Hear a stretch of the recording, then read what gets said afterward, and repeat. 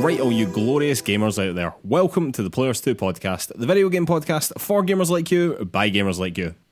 You can find PlayersToo on all the social media, that's Facebook, Twitter, YouTube, Instagram, the lot. You can also find our written content over at PlayersToo.com, that's PlayerStoo.com. And if you could take 5 seconds to give us 5 stars over on Apple Podcasts or wherever you get your podcasts, it really, really helps us out. While you're over there, if you could leave us a little review as well, again, it just helps us out even more. And thank you so much to anyone that's already done that for us. It genuinely does mean a lot. Alright, and on with the show. My name is Mark Henderson. With me, as always, Mr. Lewis Camley. How's it going, Lewis? Going very well, Mark. Good to see you as ever. How are you getting on? Yeah, not bad. We're a day late, Lewis. We're recording a day late because of absolutely abhorrent technical issues yesterday. But we're back, we're rolling, ready to talk about video games, man. Things seem to be running smoothly, so let's just hurry on through and see if we make it. Anyway, Lewis, what have you been playing this week? This week, Mark, it's just been more Hitman, I'm afraid to say, but I genuinely mean more this time because I loaded in all of the Hitman 1 and Hitman 2 levels into Hitman 3.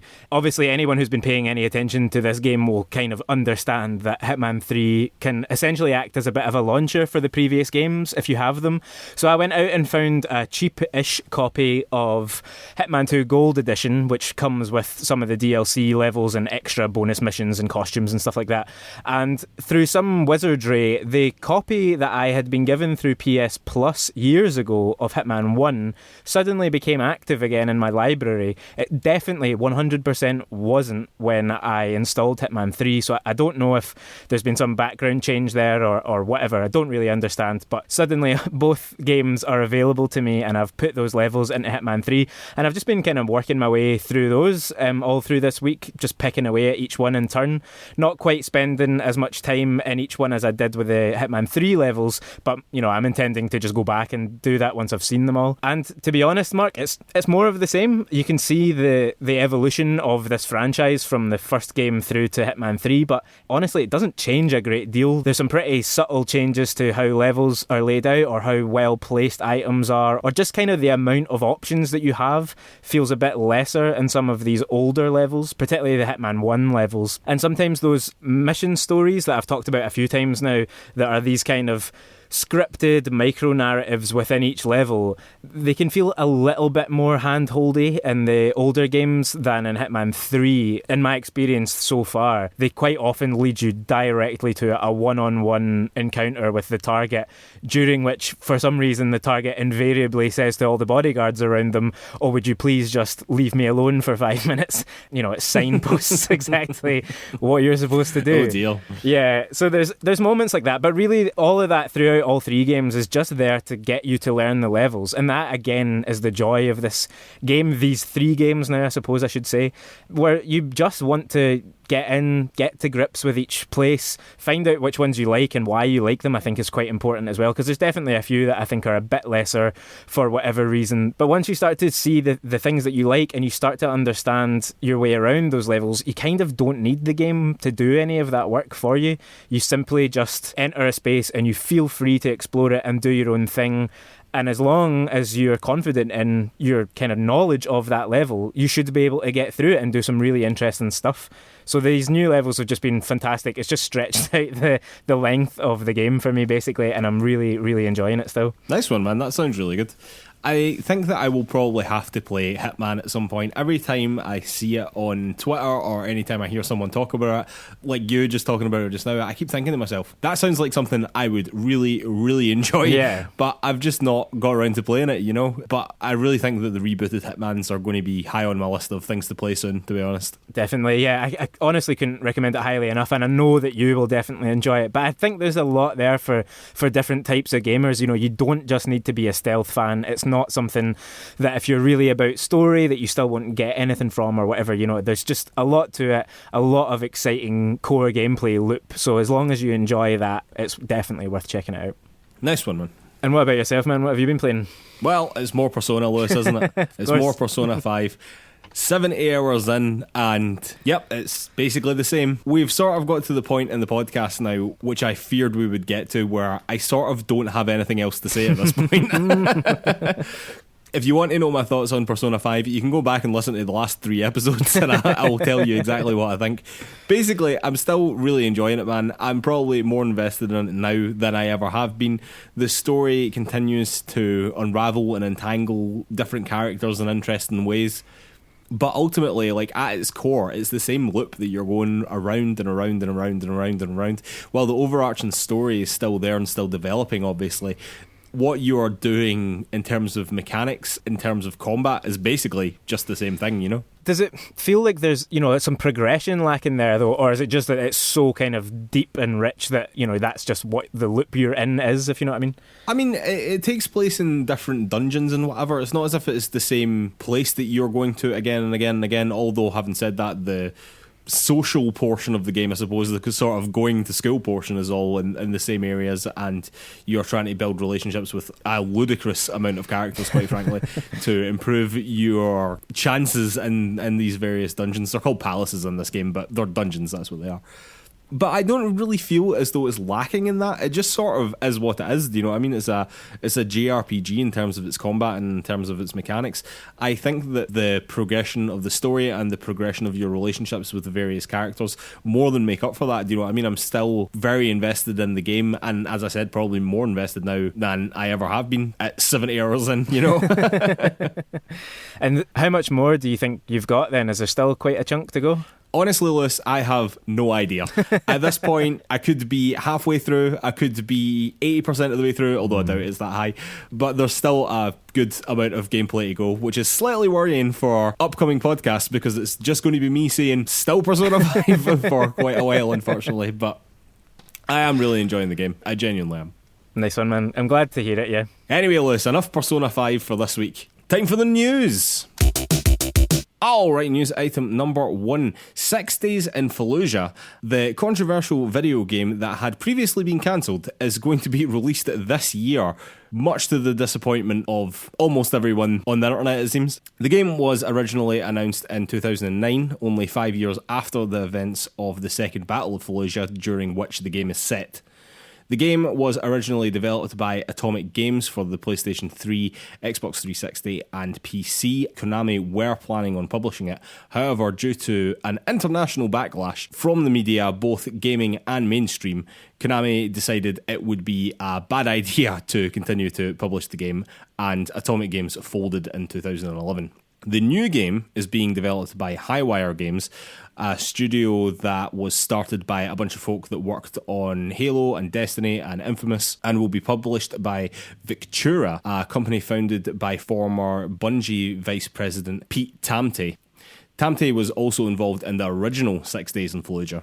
But Lewis, worry not. Peter Tamte says that he will not be making any political commentary in his military shooter, set during the bloodiest battle of an illegal war that was about oil and definitely not about weapons of mass destruction, only a little over 16 years after the events on which it will be portraying, meaning that most of the people who were lucky enough to have survived are still alive today, even if they are still in rehab from wounds that they will never fully recover from, or are still suffering from mental illness due to the horrific nature of these events. But you won't have to think about any of that when you're playing as Hoorah military shooter Lewis. He said this infuriating statement to Polygon. For us as a team, it is really about helping players understand the complexity of urban combat. It's about the experiences of that individual that is now there because of political decisions. And we do want to show how choices that are made by policymakers affect the choices that a Marine needs to make on the battlefield. Just as that Marine cannot second-guess the choices by the policymakers, we're not trying to make a political commentary about whether or not the war itself was a good or a bad idea. So, in an attempt for me not to get incredibly fucking angry about this list, I've decided that I am going to give a brief history of the city of Fallujah during the Iraq War. Buckle up, and it will be interesting to see how much of this makes the edit. So, the US and British forces as well, like I'm going to be saying the US a lot here, but the British were also involved, took over Fallujah in the early weeks of the invasion of Iraq. The invading troops had positioned themselves in various locations around the city, including in local schools. Now, it's not technically a war crime, I don't think, to deny children an education by literally taking their school building away from them, but it is what the UN would call a real fucking dick move, Lewis. However, on April the 28th, 2003, in response to the fact that the school had been taken away from their children, hundreds of residents defied a US curfew to protest the military occupation of the school. After failing to disperse the protesters, the US troops opened fire on the unarmed crowd, killing 17 people and wounding at least 70 others. The US would allege that they were fired upon first. However, independent observers from human rights groups found that there was no evidence that the US were under attack, and if that is true, this most certainly is a fucking war crime. The US suffered no casualties. The situation continued to deteriorate in Fallujah. The US blew up a mosque, killing 9 Iraqi insurgents, killed at least 20 police officers, and US Marines and Iraqi insurgents engaged in a running gun battle that was near continuous, it seems like. Then, things got very serious. On March the 31st, 2004, Iraqi insurgents ambushed a convoy containing 4 private military contractors employed by Blackwater USA. The 4 contractors were dragged from their cars, beaten and set ablaze. Their burning bodies were dragged through the streets of Fallujah and hung over a bridge. In retaliation, the United States started a siege, later known as the First Battle of Fallujah. We've not even got to the second battle yet, during which 40 US Marines were killed and somewhere between 271 and 731 Iraqis were killed. The numbers that I was looking at did not seem to differentiate between insurgents and civilians. During this time, at least 1 US battalion had orders to shoot any male of military age in the street after dark, whether he was armed or not. In direct violation of the Geneva Convention, the city's main hospital was closed and a sniper was placed on top of its water tower, meaning that it could not be accessed for medical treatment even by civilians. There was a very brief truce in May, during which time the Iraqi insurgents actually declared victory inside their mosques. Reporters at the time who were allowed inside Fallujah had said that it had become a sort of Islamist mini-state and Sharia law was being enforced. Just put a pin in that point for later as well. Shops which sold US magazines and barbers who offered, quotes, Western-style haircuts, whatever the fuck that is, were beaten and publicly humiliated. During the following months, the US continued their aerial strikes, starting sporadically but then ramping up to daily by early November 2004, as the US were planning a major offensive. On November the 8th, 2004, around 2,000 US troops and 600 Iraqi troops began a concentrated assault on Fallujah with airstrikes, artillery, armoured vehicles and infantry. This would later become known as the Second Battle of Fallujah, where our game is set. The New York Times reported that within an hour of the ground attack, troops had seized the Fallujah General Hospital. Again, this is in direct violation of the Geneva Convention and is a war crime. On November the 9th, CNN reported that cluster bombs had been used by US troops.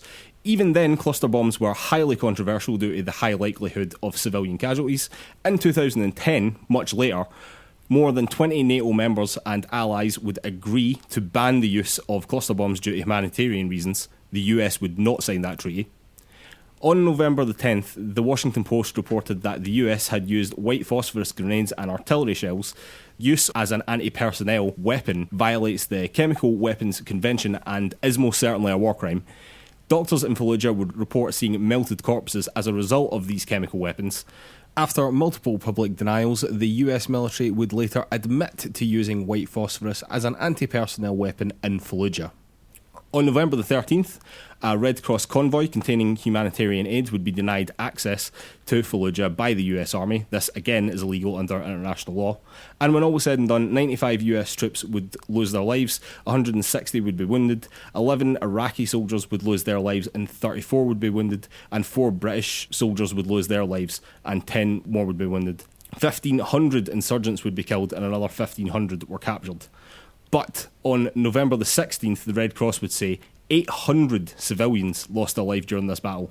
800 people, women and children included, who done absolutely fuck all wrong. And that wasn't even then. There was a third Battle of Fallujah, really not that long ago. In 2014, the city had completely fallen under the control of the Islamic State. Remember how that reporter said that it had become an Islamic mini-state? Yeah, well, that sort of blew up a little bit. Then, after a 3-month siege in 2016, the Iraqi government that was put in place by the US eventually brought it back, but not before 900 Iraqi soldiers lost their lives and another 2,808 insurgents were killed and 2,186 were captured. The US had peaced out by that point. So definitely nothing political and all that, Lewis. Definitely nothing political going on there, I wouldn't have thought. It is literally the most politically charged event and the most politically charged war since Vietnam. This is an absolute fucking joke. It is not good, Mark. Good grief. I mean, a lot of that I was not aware of. It's hard to even fathom where you could begin arguing that there is a case for this game to be made. Who would want to play it? Who could possibly believe that an apolitical stance could be taken, or that could actually be, true to any reality of the battle, which is kind of what the developers are saying is their intention, but that's farcical. Of course it's farcical. The omission of those events is in and of itself a political stance. Yeah. That is a political decision that they take doing that alone. And see, to be honest with you, I was going to get Lewis to read out a whole bunch of stuff by Peter Tamte about other bullshit statements he's made to people, but honestly, I think that the truth of the matter is that he is using the name Fallujah, knowing the political weight that holds, knowing that a previous game had already been cancelled, to generate publicity. That genuinely feels like what it is. And for him to suggest that there is any fucking truth, which is what he was doing, he was suggesting that through the interactive medium of video games you can really feel like what it is to be a Marine. You're sitting on your fucking couch. What are you talking about? Yeah. That is an absolute nonsense. That is an insult to anyone who's served the military across the world, I would suggest.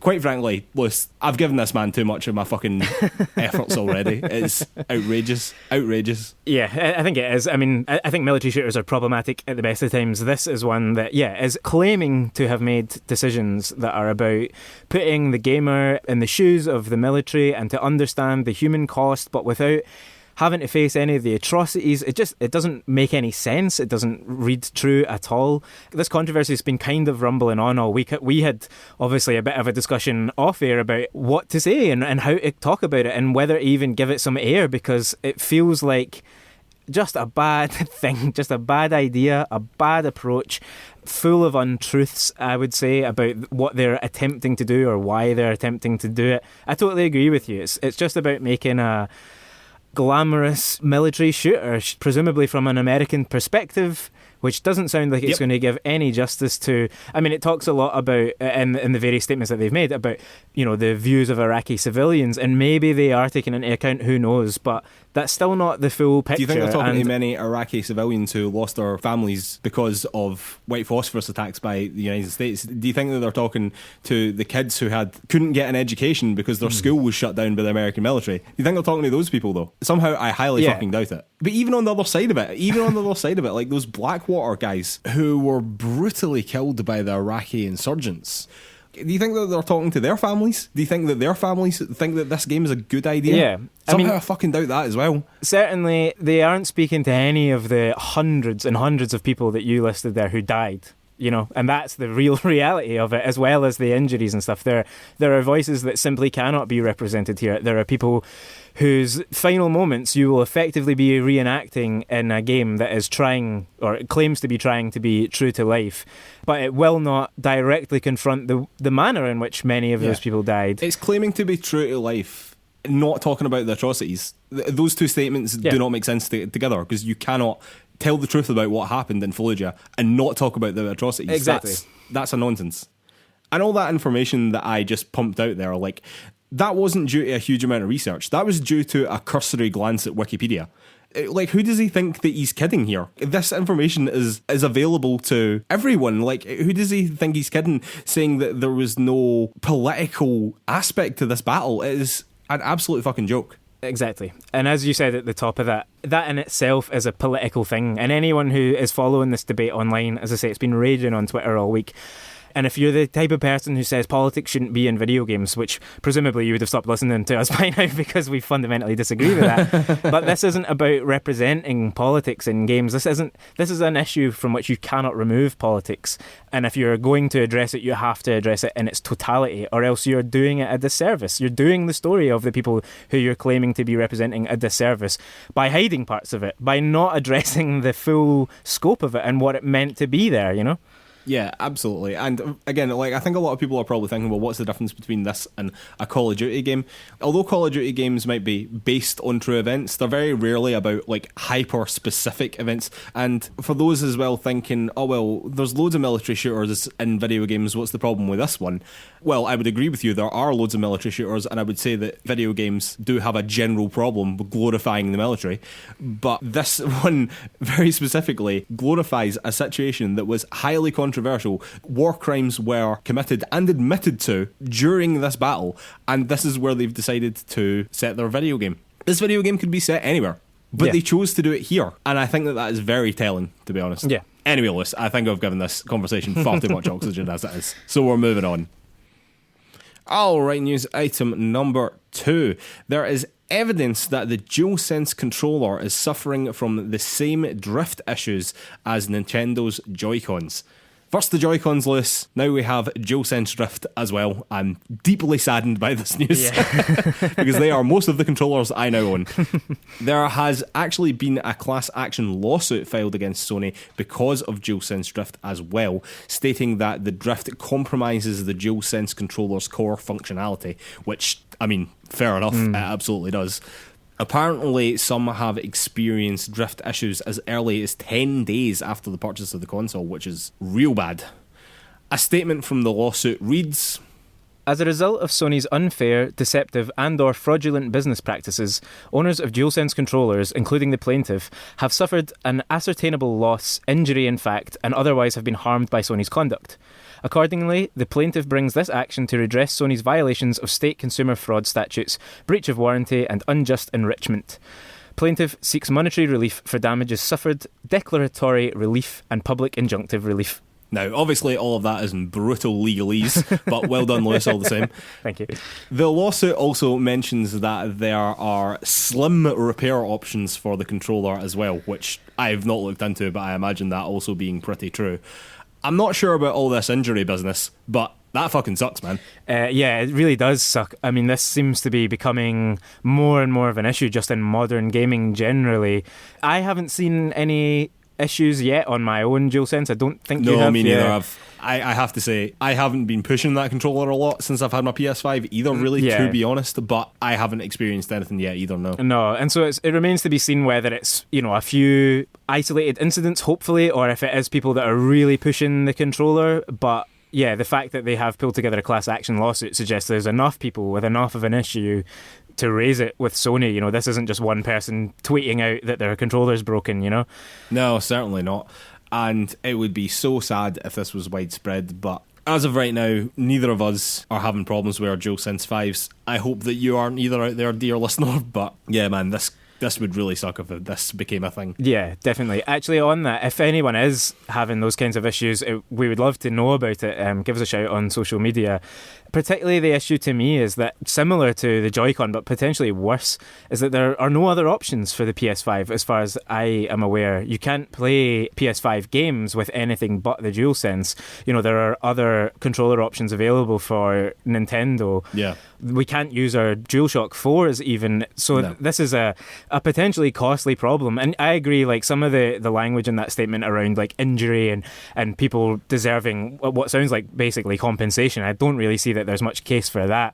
If this is a widespread issue and more than just a production flaw with a kind of first batch of PS5s, which, you know, can happen, there's often hardware issues with those original consoles. If it's more than that, Sony really has to put some measures in place quickly to allow people to get exchanges done or to get their controllers repaired for free. Yeah, absolutely. And I think that this has just become more prevalent recently as well, just because controllers are so expensive now. Do you know what I mean? A Joy-Con set is still 60 quid. The Xbox controller's 55 quid. The Elite controller's 150 quid. Yeah. And the DualSense is 60 quid in and of itself. These are not cheap peripherals anymore, you know? I think that if you're going to be charging people that amount of money for your peripherals, yeah, you have to make sure that they're fucking well made. Alright, news item number 3. Epic have announced MetaHuman Creator, a browser-based software tool they claim will slash the time it takes to create character models from weeks or months to hours.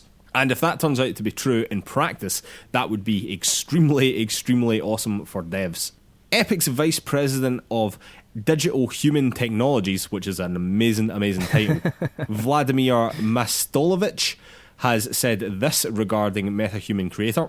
Up until now, one of the most arduous tasks in 3D content creation has been constructing truly convincing digital humans. Even the most experienced artists require significant amounts of time, effort and equipment just for one character. After decades of research and development, and thanks to bringing companies like 3Lateral, Cubic Motion and Quixel into the Epic family, that barrier is being erased through Unreal Engine, and we're thrilled to introduce MetaHuman Creator. I must admit, the video that they put out for this was incredibly impressive. Definitely, yeah. Obviously, that sort of high-end performance is going to come from the high-end systems as well.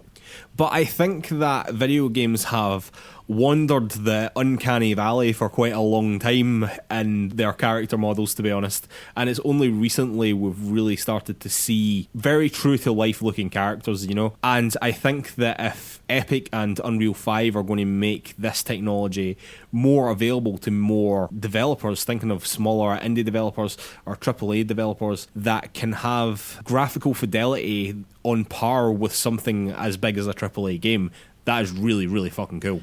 Yeah, that is the most exciting thing about it. I mean, for any developer at any level, just the ability to cut down on time at AAA level, that will mean that someone whose job would normally be to create and animate faces for weeks on end can be doing something else. So even in your top level games, you're going to see some innovation, totally. presumably on the back of this. But yeah, as you say, on that AA and indie side, just the ability that this tool and also other things that we saw in Unreal Engine 5, was it last year we saw that shown off? Must have been last year now, yeah. Some of the tools that we saw within all that should make game development at a much bigger scope possible for lots more people, you know, even down to single-staffed development studios. You know, people just making games in their bedroom are going to have just way more options in terms of making high-quality looking games, and that is great for all of us. Yeah, totally. Like, it totally expands what is possible, the scope of a game that is physically possible by a studio like that, and I think that's pretty cool. And obviously this is a new tool, so we're not going to see anything from this immediately, I wouldn't have thought, and Unreal Engine 5 isn't even out yet, I don't think.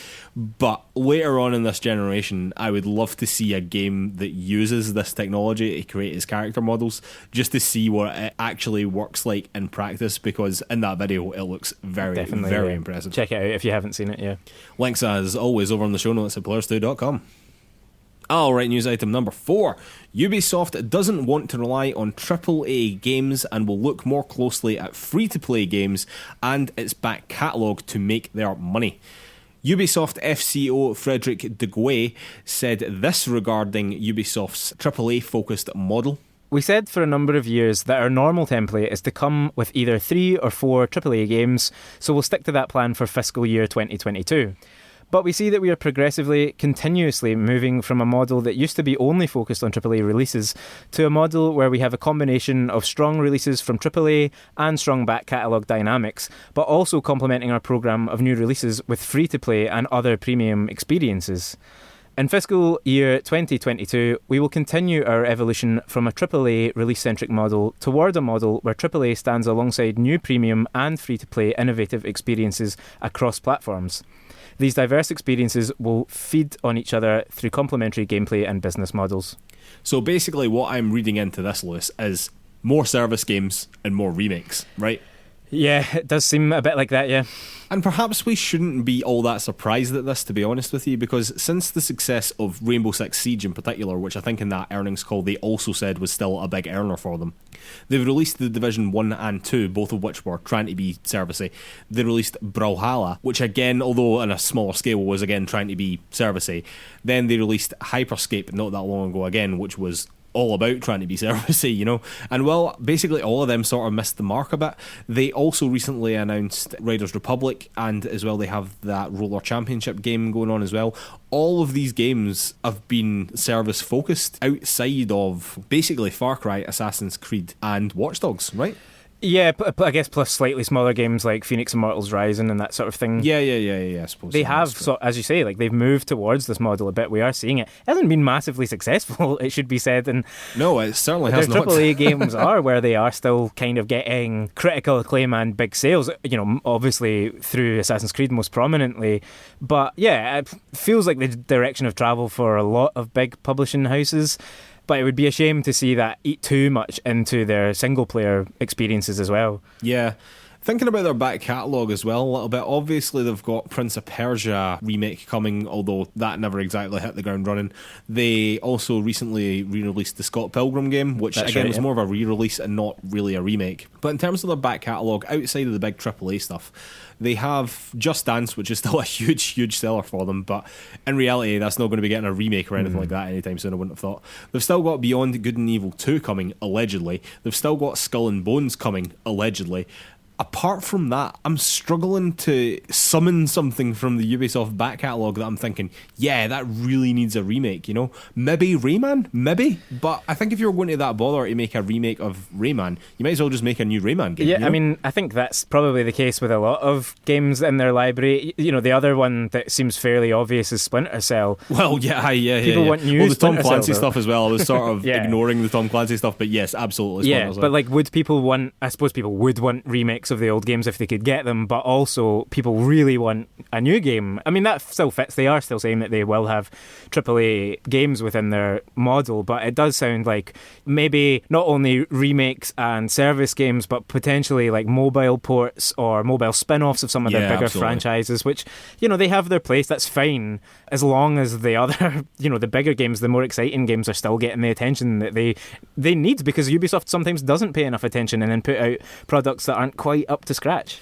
Yeah, it certainly has been a problem for Ubisoft over the years, hasn't it?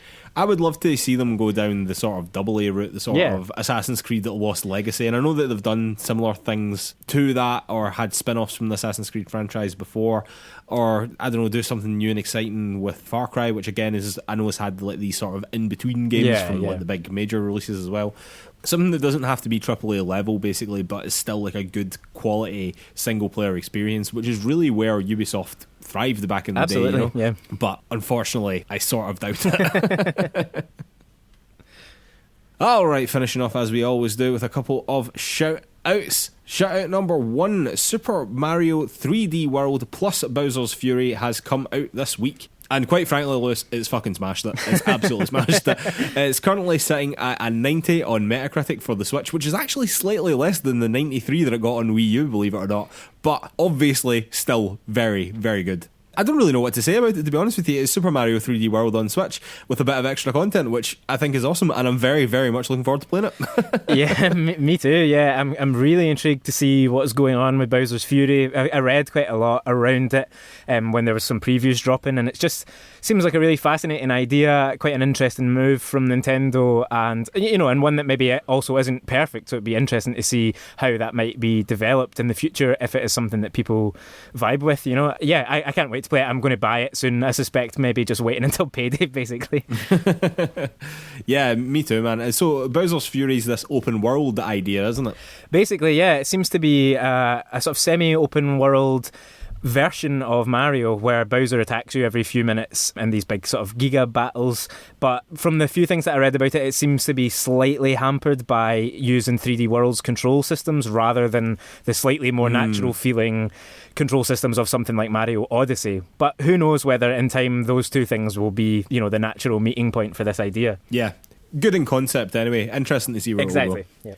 Alright, shout out number 2, Valheim, Lewis, the PvE co-op game, which launched on Steam in early access on February the 2nd, has sold over 1 million copies in its first 8 days and 2 million copies in its first 13 days, which is very, very impressive indeed for a game of that size. The game has well and truly taken over Steam with over 390,000 concurrent players, and Twitch as well with over 128,000 concurrent viewers. Very, very impressive numbers. To me, it sort of looks like, remember how World of Warcraft used to look like way back in the day, like sort of low poly graphics? It's what I remember that looking like, if that makes sense.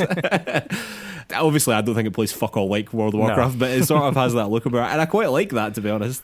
It's currently only available on PC, but I imagine the devs at Irongate AB will soon have it elsewhere if it continues to be this successful. But really good story, man. Really like it. Yeah, another amazing success story for a small, kind of socially minded game in this terrible year that we've been having. Absolutely, yeah. Small team as well, I think. So a great little story. I'm quite keen to see a bit more of it. I sort of missed that bubble as it emerged, but obviously it's been fairly hard to miss Valheim in the last week or two. Everyone's talking about it and sharing stuff from it now. So, and it sounds like it's a bit more chill than a lot of survival games, which is right up my street. So that could be one to check out. Yeah, man, it looks really, really cool. I'm not massively into these sorts of games, to be honest with you, but I like a good success story like this, you know. Alright, shout out number 3. We finally have a release date for Ratchet and Clank Rift Apart, Lewis, and that date is June the 11th. It will still be the full-blown 70 quid, which unfortunately I think is just something we're all going to have to get used to. But that date is a wee bit later than I thought it would be. This was obviously one of the first PS5 games that we were ever shown, and it looked pretty good back then, you know? But as ever, if this is the time that's needed to put the level of polish on it that we've come to expect from PlayStation published games, then totally fine by me. Let's hope it hits that date. Yeah, that's the key. But yeah, I kind of wonder whether it's just actually been held back until June, essentially to allow more consoles to get out into the wild, because it is only PS5 exclusive. But yeah, if there's any last touch-ups needed, all the better for it. I think it's going to be quite a good date for it, actually. It's out of the way of some other fairly major releases which might have eaten up some of its space. And also, I think it feels like the right kind of game for the summer. You know, it's got a real airy, cartoony vibe about it that I think just sits right in that summer period. So I'm really looking forward to it. I think it's going to be great. Yeah, man, me too. I'm surprisingly excited about it. I'm way more excited about this Ratchet and Clank game than I have been about any Ratchet and Clank game potentially in the past. Alright, let's shout out number 4.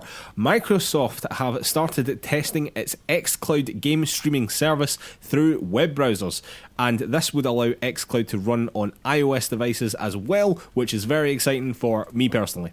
Currently, the web version will only be available on Chromium browsers like Google Chrome and Microsoft Edge, much like Stadia. It remains to be seen what quality the games will be streamed at as well, because xCloud servers still use Xbox One S infrastructure, so it definitely won't be 4K, but it seems as though that back-end hardware is going to be upgraded this year at some point to Series X components, which means that 4K is in the future, even if it isn't going to be immediate, you know? And I honestly think that this could be the big one, basically, for xCloud. I think that this is where xCloud could really take off. It's going to be on all mobile devices, well, Android and iOS, and it's going to be ubiquitous across PC, and even Muppets like me who use Macs will even be able to use it on that, hopefully. So I really think that this could be the start of xCloud and game streaming being a big thing, you know? Also, I think that this is probably the beginning of the end for Stadia. If that beginning didn't start a while ago. Yeah, I mean, who knows about Stadia? They did say they're adding 100 more games, so maybe they're still got some fight in them, but... they say a lot, though, don't they? They have said a lot, Mark, yes. Yeah, I think this is great. I'm still not convinced that this will be the moment that streaming really booms, but not because of the technology or any of that. Literally because of the situation we still find ourselves in, where I think streaming games will become much more important and kind of prevalent when we can all travel around a lot more. Well, that is true. That is definitely if true. This is a proof of concept, though, if this allows Xbox and Microsoft to stand up and say, look, it works, you can all try it now. If you've got Game Pass Ultimate, boot up some games on your phone and see how it works. I'll be doing that, you'll be doing that, a lot of people will be doing that, and as soon as I feel like I then need it, when I can move around in the world again, I would use it. So yeah, it could be the moment. Yeah, exciting stuff. I'm very excited to see how it goes, basically. I hope it goes well. Alright, Lewis, final shout out at number 5. The HBO Last of Us has cast Joel and Ellie. Pedro Pascal of Being the Mandalorian will be Joel, and Bella Ramsey, who played Lyanna Mormont on Game of Thrones, will be Ellie. Now, this was all over the internet, obviously, and much like the Uncharted and Metal Gear Solid movie castings, I basically don't care. I'm sorry that I don't have any hot takes at all. I just don't really care that much. Both of them seem like pretty good casting to me, but I'm still pretty unexcited overall by an HBO Last of Us, because I basically don't think it's going to be any good. Basically, they have to prove to me that it's going to be good before I will consider giving it any amount of watching. I think that's fair enough given the previous on a lot of video game adaptations. I think this has a good... I think that anyone that doesn't have my stance, to be honest with you, is a bit mad, to be honest. I mean, yeah, if you're going on history and rationality, absolutely. You know, I think there's an interesting team there. Like Craig Mazin, I think his name is, who was the showrunner on Chernobyl, is the showrunner on this. Neil Druckmann's directly involved. Is the most exciting part about it, and that Neil Druckmann's involved, I think as well, it was a bit of a passion project for Craig Mazin. It was one of the things that he'd said that he wanted to do. So I think he is a genuine fan of the game as well. I wondered whether they wouldn't make it about Joel and Ellie and that they would tell some other story within that world, but they are going for it. Pedro Pascal has been playing, you know, Joel in space effectively in The Mandalorian. It's a very similar story, really, to The Last of Us' story. So, you know, he's proven himself. I think it's cool. I will watch it, I'm sure, because it'll just be the big thing that's on at that point, but I do completely understand and hold a lot of the same skepticism that you do. I'm really waiting to see what that first trailer looks like and get a bit of the, you know, the plot synopsis and how they've gone about it. Well, it'll be interesting to see if they follow the game's plot. I suppose that'll be the main thing. I hope it goes well, to be clear. I hope it goes well, but I remain sceptical until that point. Alright, Liz, time for a beer, and then we'll be back with Topic of the Week. And we are back for Topic of the Week. Topic of the Week this week is the Nintendo Direct that literally just happened, Lewis. It is literally just finished. Just seconds ago. Yeah, quite genuinely less than half an hour ago, and I have just finished putting the notes together for this. So one of the nice things that has come out of the fact that we weren't able to record yesterday, Lewis, is the fact that we were able to cover the Nintendo Direct today. So that's great. Yeah, Nintendo usually catches us out with these things, but we managed to get them back by having dodgy technology, so we won. Yeah, Nintendo are very insensitive to our recording schedule list. Anyway, Lewis, let's get right stuck into it. First off, new Smash character is announced, and it's Pyra and Mithra from Xenoblade Chronicles 2. They are two more sword-wielding characters, of which there are many, many, many in Smash Bros. Now, and they are coming in March. I should say that they are one and the same characters. They sort of switch between one another. It's not like two totally separate characters.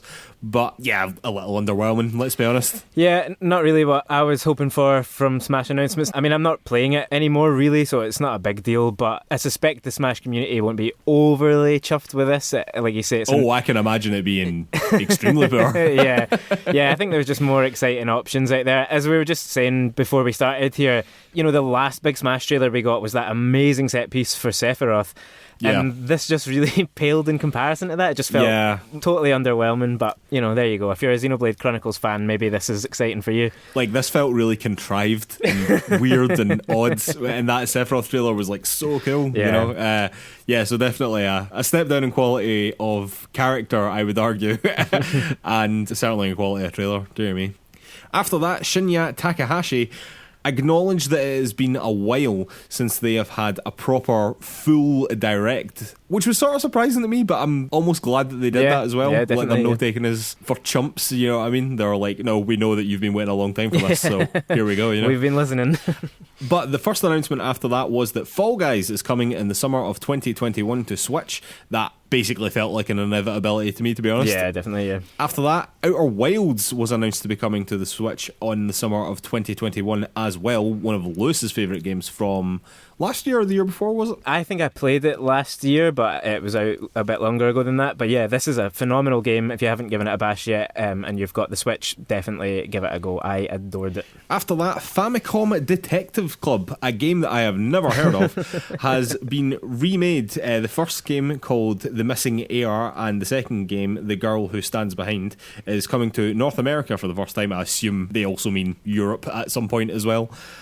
It looks very much like a light novel, but that is also coming on May the 14th. And yes, I am using physical paper if you hear that in the edit. Back on the old notebook. After that, Samurai Warriors 5 was announced, and that is coming in the summer of 2021. After that, The Legends of Mana remake, or remaster, should I say. This is like a classic JRPG, and now comes with the ability to turn off enemy random encounters list, so that should be right up your street now. Yeah, just turn off all the bits of games that you don't like. It's such a good idea. Yeah, fantastic idea, right? And that is coming on June the 24th. I'm actually sort of more interested in that series than I really want to believe, to be honest.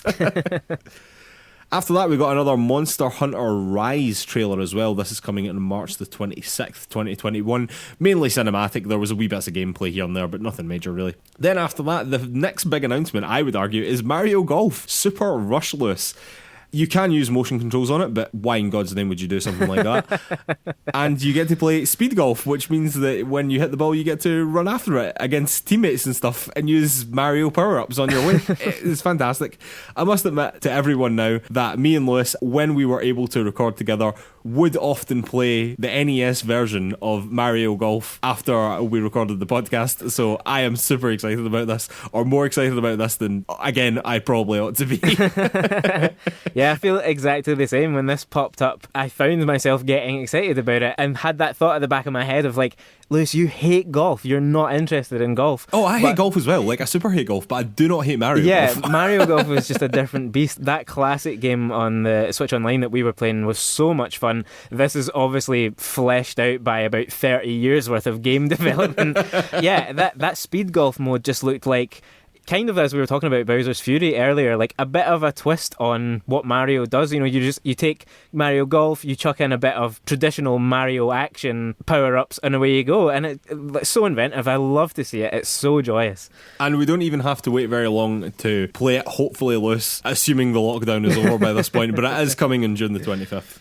After that, Tales of the Borderlands was announced to be coming to Switch, and that is coming on March the 24th. That is a Telltale game, though, so I'm not really sure how that works, because Telltale games sort of, well, it died and then came back again, and then I'm not really sure what's happening now. Yeah, I can't remember where that landed, but it's apparently a well-beloved game, that, so worth checking out. Oh yeah, definitely one of the best Telltale games by all accounts, I think. After that was Capcom Arcade Stadium, which is actually out today. This is a collection of old Capcom arcade games, including Street Fighter 2. So if you're interested, you can get on that. After that, Stubbs the Zombie, Rebel Without a Pulse, fantastic name, is coming on March the 16th. Then it was on to No More Heroes 3, which is coming on August the 27th. Then a game called Neon White, which is coming in winter 2021. That is an Annapurna game, but is an Annapurna game totally out with any other Annapurna game I think I've ever seen. I'm not really sure quite what was going on there, but quite an unusual gameplay showing off. It didn't really make any sense. Bizarre. After that was DC Superhero Girls Teen Power, which is coming on June the 4th. I think that we have to do a lot better at getting girls to play video games, List, because that game looked absolutely for a game for kids generally. We played better when we were children, and that was years ago. Yeah, Jesus Christ. After that was Plants vs. Zombies Battle for Neighborville, which is coming on March the 19th. Then after that, Miitopia is coming to the Switch. This, of course, was a hangover from the Wii generation, basically, wasn't it? That's coming on May the 21st. Then we got to see some Super Mario themed gear, which is coming to Animal Crossing. A free update will be available on February the 25th. And the items will then be available on March the 1st. And this is all part of Mario's 35th anniversary. And you get to put like a little pipe, a little warp pipe in your island now, and you can just warp between 2 points, which... Pretty nifty, yeah. Yeah, if I had an island, I'd want that. After that, Lewis, the next big announcement, or at least for me, was Project Triangle Strategy. Just a shockingly bad name. However, this is basically Octopath Traveler, which I very much enjoyed when that came out, meets Fire Emblem, which I also very much enjoyed when that came out. The gimmick here seems to be that it's sort of Fire Emblem style strategy, which is sort of along the same lines as XCOM and things like that, I suppose, a sort of stripped back version of that. But the levels all have like multiple elevations and you can use that to your advantage. It actually seemed like a relatively complex battle system. And then outside of that, the story has a relatively complex looking diplomacy system as well, where different choices that you make will, quote, significantly change the outcome of the game, although whenever a game says that, I am immediately sceptical, quite frankly, about just how different it is going to be. But having said that, I'm fully on board for this list. It's coming out in 2022. There's a demo out right now, and you will be sure I will be playing it. Do you know what? I might surprise you, Mark. I'm a little bit more interested in this than you might expect that I would be. I thought that you might be, actually, just because of the recent XCOM love. Yeah, there was something about that battle system and, yeah, the balance of combat and then this kind of wider strategy thing. It was, yeah, I think I'll probably check out the demo, which I did do with Octopath as well. Maybe this will be the one that catches on for me. me. Yeah, it also has that same, what was it, HD 2D or Yeah. 2D HD vibe as Octopath Traveler had as well, which I actually think looks really, really great. So I'm glad that Square Enix are continuing to use that in different games, really cool. After that was Star Wars Hunters, which was basically a non-trailer. It was basically just the title card of the game, wasn't it? It was giving me Battle Royale vibes, I'll say that. Yeah. But they said it will be a third-person shooter, but really no details Yeah, at we'll all. see, yeah. After that was Knockout City, and this definitely was a Battle Royale game featuring dodgeball, it seemed to be loose. And that is coming on May the 21st. After that was World's End Club, this by the makers of Danganronpa, is coming on May the 28th. That again looked like a bizarre thing, I didn't really know what was going on there. After that, though, they announced that Hades was going to be getting a physical release on Switch, which is coming out on March the 19th, which is really, really cool because that basically means that game has sold well enough for Nintendo to bother making a physical release for it, which is just it's just great for that studio, man. Superb. I love the success of this game. Definitely, yeah. After that was the Ninja Gaiden Master Collection. This includes Ninja Gaiden Sigma, Ninja Gaiden Sigma 2, and Ninja Gaiden Sigma 3 Razor's Edge, which is coming on June the 10th. So, you're a Ninja Gaiden fan? Get on that. Then it was announced that Hyrule Warriors Age of Calamity was getting an expansion pass, and you'd be getting a purchase bonus for that on May the 28th. Then Wave 1 of the pass would be coming in June, and then Wave 2 of the pass would be coming in November for $20. Nothing in Great British pounds as yet. After that, we got another little trailer for Bravely Default 2, which is coming out very soon on February the 26th. Then Ghosts and Goblins Resurrection is coming out on February the 25th. And Saga Frontier Remastered is coming out on April the 15th, which caught my eye more than it probably should have done, unless I was more interested in that. The JRPGs, Lewis, they get me every time. They get me every goddamn time. How many can one man take in a single direct? I do not know, Liz. I do not know. You've not reached your limit yet. Surprisingly not. I thought Persona 5 would find it, but we're still going. After that as well, Apex Legends coming on March the 9th, and I think they said if you play it in the first weekend, you get double XP, so just a nice encouragement to play it on the Switch rather than playing it on another console, basically. But Lewis, after that, probably the big announcement of the show, really, Legend of Zelda Skyward Sword HD is coming to the Switch. However, this did start with E.G. Amuna, the producer of Zelda, apologising for not having news about Breath of the Wild, which was slightly bizarre. Yeah. And he said that there would be more information coming later this year, which actually leads me to believe that that game isn't coming out this year. Yeah, I think that's almost confirmed there. However, focusing on Skyward Sword, because that was the announcement, it looked initially as if we were going to have to play it with motion controls, Lewis, and I was very, very upset about this. But no, they have mapped everything onto buttons as well, and that has made me incredibly happy. It will be out on July the 16th as well, which really isn't all that far away, which is super awesome. You must be interested in this.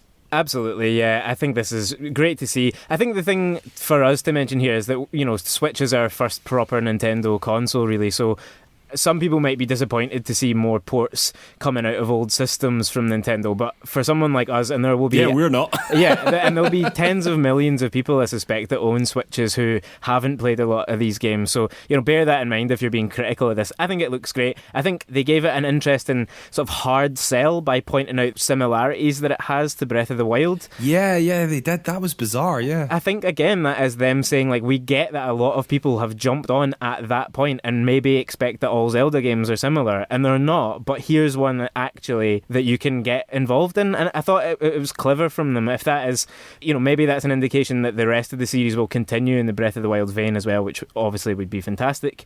Yeah, I can't wait for this. I think mapping the sword to the right stick on the buttons looks like an interesting solution to the problem that they had of porting the old Wii controls as well. A lot to be excited about with this, I think. Yeah, I sort of agree, to be honest with you. I think that was a good way of doing it. So the motion controls being mapped to like an analog stick, so you can just flick the analog stick in a direction and then that will swing your sword rather than having to flap about like an idiot with your Joy-Con. I really, really strongly dislike motion controls. I don't know if anyone can tell that. Yeah.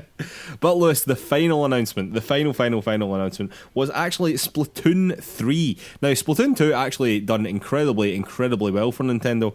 I thought basically that they would be bringing out a new Splatoon pretty soon after that, to be honest with you, for the Switch, like dedicated to the Switch. So I actually think this is pretty nice to see for those fans out there. And again, the game has done surprisingly well, I would say. Like, it was one of the surprise hits of sort of new Nintendo IP, you know? Yeah, it's one of the few that have caught on and, you know, obviously now established themselves in Smash and stuff like that as well. They sort of feel like part of the fabric. So, yeah, it'll be interesting to see what this is. The trailer had this slightly interesting kind of story vibe about it, but then the tiny little flash of gameplay that we got at the end, like in-engine footage at least. Yeah, it was unadulterated Splatoon. Yeah, just like traditional just Splatoon. exactly Yeah, so, I mean, if it's got a different skew to it, that would be cool. But yeah, more Splatoon is going to please the fans, so fair enough. Yeah, and that's coming in 2022. So, thoughts overall, Lewis? I thought it was fine, yeah. We've picked out a couple of games there that were interesting to us. I think if you're not into JRPGs, maybe not the best show. Again, it's a bit irritating to see a lean on ports from Nintendo and not fresh titles from their major IP. But as we were saying, for us, that's good. I'm up for that. I want to see those old games that I've missed, and this is the best way to play them now, so I think that's fine by me. Yeah, I think I would largely agree with that as well. Still no Metroid Prime 4, still no Bayonetta, but life goes on, doesn't it, I suppose? I mean, to be honest with you, I've stopped hoping for it at this point, Liz. Bear in mind as well, that was mostly first half of the year games, I think, right? Other than a few that were, like Splatoon, obviously, that was much later. Yeah, it was the focus of the Direct was for the first half of the year. Yeah. Sort of and you do see some of the dates have went beyond that, but mostly, it's kind of up to the summer. So I think we could still see some big announcements for later in the year from Nintendo as well. So I don't think people should be as down about it as we might have been. There's hope yet, Liz. There's hope for 2021 with Nintendo. All right, ladies and gentlemen, I think we'll have to call it a day there. I'd like to remind everyone that you can find PlayersToo on all of the social media. That's Facebook, Twitter, YouTube, Instagram, the lot. You can also find our written content over at PlayersToo.com. That's PlayerSToo.com. And if you could take 5 seconds to give us 5 stars over on Apple Podcasts or wherever you get your podcasts, it really, really helps us out. I know I say this twice a week, every week, but it does not become less important on a weekly basis. If you haven't done it, it really only takes you 5 seconds. If you have, thank you so much. It genuinely does mean a lot. I'd like to remind everyone that our PlayAlong game for this month is What Remains of Edith Finch. Lewis, have you started it yet? I have not started it yet, but I'm intending to in the next week. I think I don't want to leave it until the last minute and feel like I'm rushing it, so that's at the back of my mind. I would suggest that is a good move. And just to mention, for anyone else like me who hasn't played it yet and also maybe hasn't bought it yet, the game is available on the Epic Game Store just now for just $5.99. That's in Great British pounds, as you put it. But that deal ends on the 25th of February, so don't wait until the last minute for that. Yeah, definitely. I think that's a pretty good price for it, to be completely honest, yeah. All right, ladies and gentlemen, we will see you next week. Thanks.